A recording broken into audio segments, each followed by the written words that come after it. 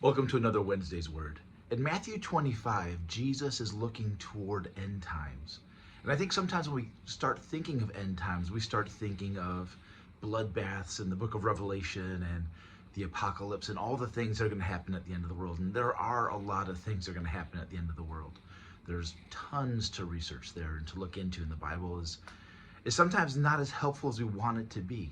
But here's the thing, Jesus isn't just talking about sometime in the distant future.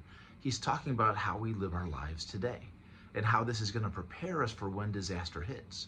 One of the parables that really gets me is talking about the young virgins who need oil for their lamps. They're waiting for the bridegroom to come, and some of them aren't prepared, so they're running off to the store to get more oil, and in the middle of their rush, the bridegroom comes, and they're left out in the dark.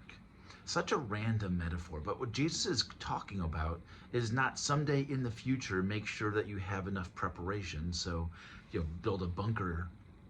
I think what he's saying is we should live every day with an attitude that our lives matter today, our resources matter today, and they should be used for the kingdom of God.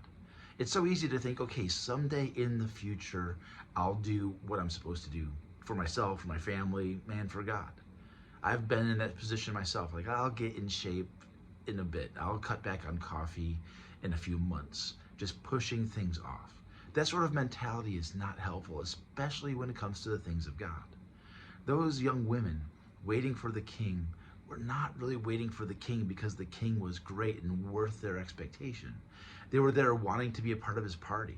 There seems to be some insight, especially in the context of their own hearts not being fully aligned to God's kingdom. And so they are kicked out. They're left in the cold. One of the next stories is about the sheep and the goats, how there are some people who live their lives generously, who they're helping the poor, they're helping the marginalized, they're visiting those in prison, those who are sick, and others who are completely self-absorbed. We have to take all these and receive them all together as Jesus showing us what it looks like to be a person who's a part of his kingdom.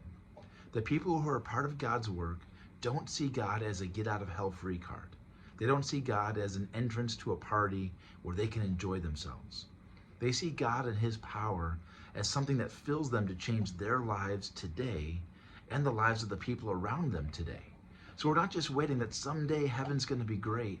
Today, we start bringing heavenly realities to earth. That's why all the way back in the Sermon on the Mount, Jesus said, "Our Father, hallowed be your name.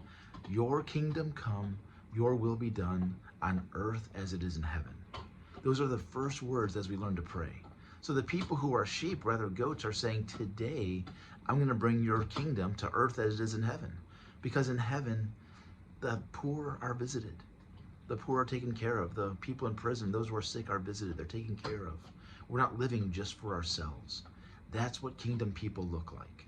So don't just take all of this Matthew 25 stuff and even the book of Revelation and throw it sometime down the future. Think about, how is this going to call me to live for God today? All right, that's all I've got. Have a great afternoon.